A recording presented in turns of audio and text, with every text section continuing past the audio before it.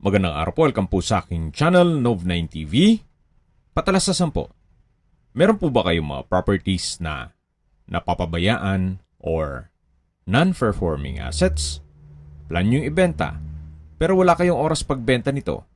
Kung ito'y pagkakatiwala nyo po sa amin, tawag lang po kayo sa aking numero, usap po tayo, gawan ko po ng video for free. Yes, libre po. Wala po kayong babayaran. Tutulungan pa namin kayong mabenta ang inyong property. Kami na po bala sa marketing, sa boosting, pati po sa paid advertisements, even sa tripping. Hindi na po kayo mapapagod sa pag-entertain ng mga buyers. Kami na po bala sa lahat. Tawag lang po kayo. Nandito po tayo ngayon sa isang exclusive subdivision dito sa Tagaytay. Ito pong bagong video presentation natin ay isang brand new 2-story house. May lot area po ito na 180 square meters at may floor area na 170 square meters. Fully fenced at may gate na rin po ito. With 6 bedrooms kasama na ang maid's room, may covered carport at may balkonahe. Ito pong pangalawang gate ay pwede pong magpark pa dyan sa loob ng 3 sasakyan. Tungkol naman po sa dokumento nito, ito'y titulado, buhay po ang may-ari, kaya wala po kayong maging problema sa documentation o sa transfer ng title. Ito pong subdivision ay kompleto din po ang amenities gaya ng clubhouse, park and playground, swimming pool at meron pong 24-hour security. Napakatahimik po ng lugar, sariwa ang hangin at malamig po ang klima. Ito po ay nasa matas na lugar. Ang estimated elevation above sea level ay 2,430 feet. Tunghayan niyo po itong pasad at corner side nitong bahay. May corner glass windows, then powder-coated PVC frames. Ito po ay ready for occupancy. Kaya once na ma-acquire itong property, lilipatan nyo na kaagad. Ito po yung covered na garahe. Nakakasya 2 sasakyan aside from dun sa open na area. At may access po sa dulo papunta naman sa setback ng buong property. Ito po yung main door at welcome po sa bahay ni Ma'am at Sir. Ito po yung living area o salas, naka-high ceiling, meron pong sliding glass windows, kaya napakaliwalas, premium tiles po ang ginamit dito sa flooring at open concept lang po ito. From living area to dining area hanggang sa kitchen. Pulido po ang pagka-finish nitong wall. Ito naman po yung kusina. May kitchen countertop, stainless sink with faucet, kitchen window, wall-mounted kitchen cabinet, at meron din pong storage ng kitchen utensils. May access door din po papunta dun sa open area nitong property. Hanggang dito po ay naka-tiled flooring. Dito po sa kabila ay may kitchen countertop din po. At ito po yung tinutukoy ko na access door na papunta naman dito sa open area. Na kung saan, kung marami po kayong sakyan, kasyang-kasya po dito ang 3 SUV. Yan po yung concrete fence. At babalik po ulit tayo dito sa loob. Ito po yung formal kitchen. Meron pong wall-mounted wooden shelf. At dito naman po yung access door na papunta sa open lanay. Yan naman po yung diretso papunta sa covered na garahe.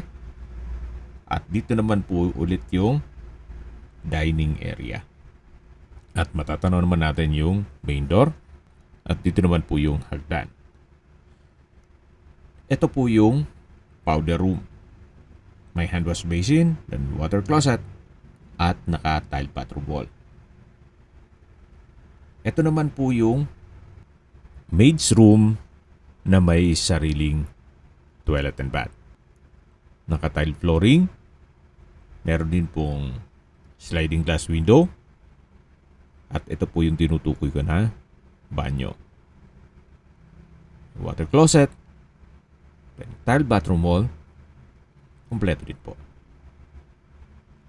Balik na po tayo dito sa may hagdan. Yan po yung powder room. At ito po yung dining area. Sa dulo naman yung access papunta sa kusina. Ito naman po yung hagdan. At ito naman po yung unang kwarto. Kung meron man po kayong PWD or senior citizen sa pamilya, itong kwarto na to ang para sa kanila. Malaki po ang espasyo, naka-tile flooring, meron pong corner glass windows, at yan po ang first bedroom. Na paglabas nyo po ay yung main door. Ito naman po yung hagdan, ito po yung naka wooden staircase at handrail. Meron din po ditong staircase window na nag-serves as natural sunlight. Samahan niyo po ako, akyat po tayo. At nandito na po tayo sa second floor. Ito po yung hallway papunta sa mga kwarto.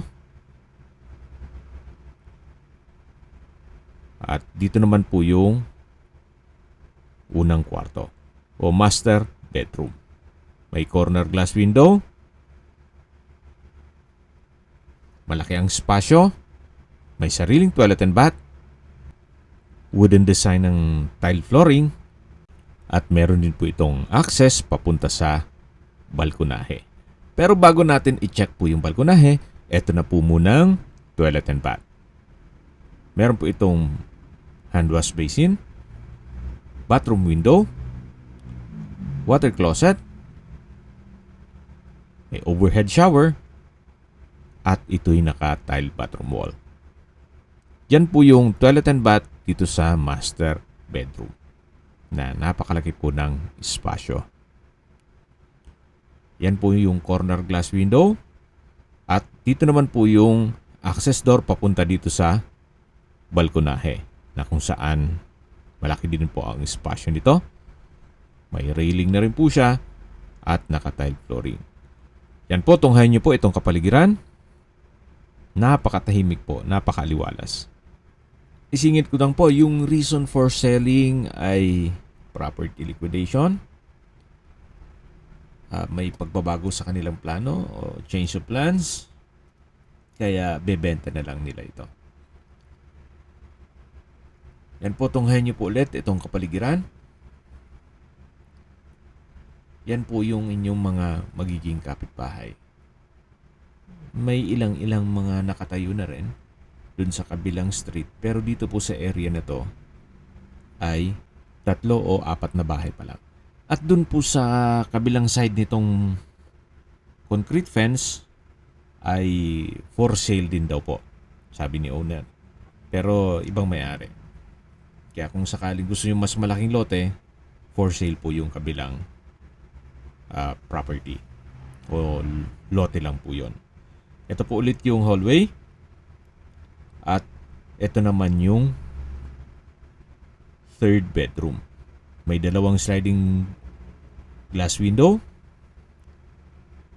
tile flooring, may mga outlet na rin, at maayos po ang pagka-finish ng wall. Dito naman po yung fourth bedroom. Sa spasyo, malaki din po siya. Halos same design. May 2 sliding glass window. Then, naka-tile flooring. At meron na ring mga outlet. Quality po ang pagka-finish ng wall. Wala po kayong ipapagawa na dito. Ito po'y brand new.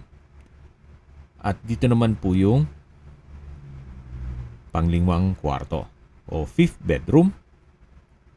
At kung isama sa bilang yung maid's room na pang-6 na kwarto. Ito po yung last bedroom. Maayos din po siya at meron pong glass window. Then may space para sa wardrobe. Ito po yung common toilet and bath. May hand wash basin, water closet, may shower, bathroom window at naka-tile bathroom wall. Yan naman po yung staircase window na nag-serves as natural sunlight. Habang pababa po tayo, pag-usapan na natin ang distance, location at travel time. Mula po sa Mahogany Market, ang distance is 2.7 kilometers at ang travel time is 6 minutes. Mula naman po sa Tagaytay Rotonda o Fora Mall, ang distance is 5.6 kilometers at ang travel time is 10 minutes. Kompleto na po doon gaya ng public market, groceries, convenience store, remittance center, banks, schools, church at hospital. Yan po yung lagi kong binabanggit sa inyo na dapat nyo i-consider sa paghanap ng property ay yung meron pong malapit na hospital.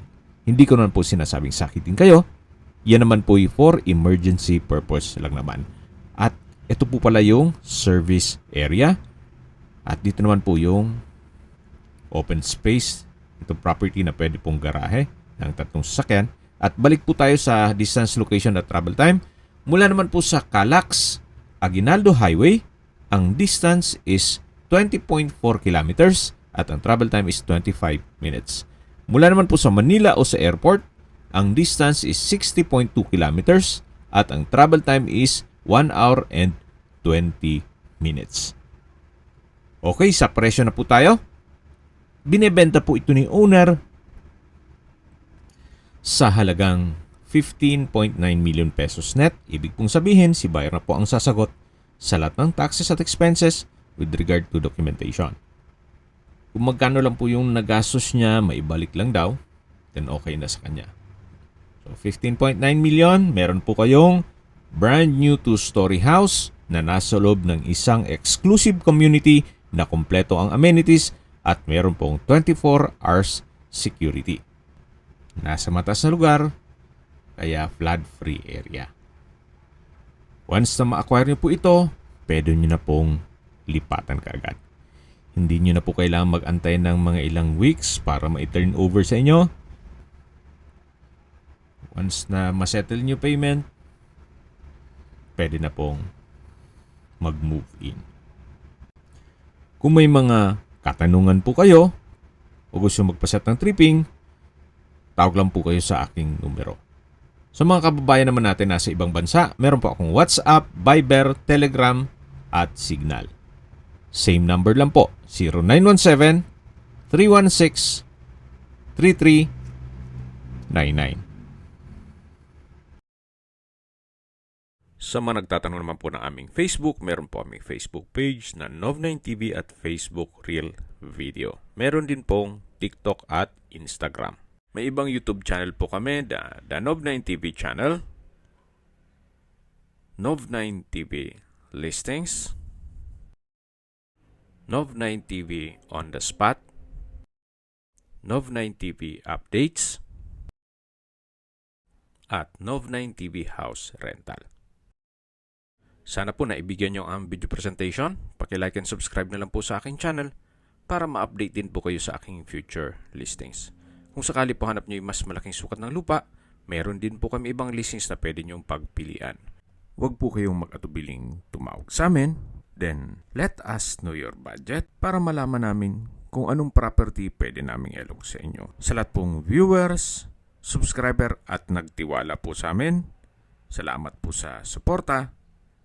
Ingat po kayo lagi at yung pamilya. Maraming salamat po.